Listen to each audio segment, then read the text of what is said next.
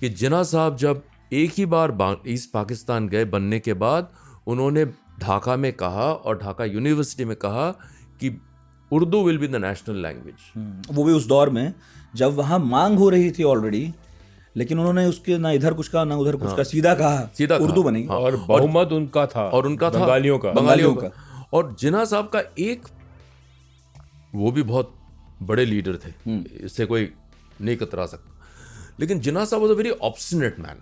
I mean, एक चीज जो जिन्ना साहब के बारे में कोई विवाद नहीं है कि वो एक बार कुछ कह दिया तो बस उससे हटते नहीं थे। East Pakistan exploded because language is a very sensitive issue in the subcontinent. Economic हो गया फिर, और आप ये लैंग्वेज हो गया, फिर कल्चर हो गया। कल्चर, वो कहते थे कि ये आप लोग रविंद्र संगीत क्यों गाते हैं, ठीक है ना, आप लोग आपका खाना वाना ऐसा क्यों है, और आप हमारे जैसे मुसलमान नहीं है, मछली खा रहे हैं, मछली खा रहे हैं, चावल खा रहे हैं, और आप हमारे जैसे मुसलमान नहीं है, आप लोग हिंदू थे अब मुसलमान बन गए हो, तो आप हमारे जैसे सुन्नी वहाबी मुसलमान नहीं है।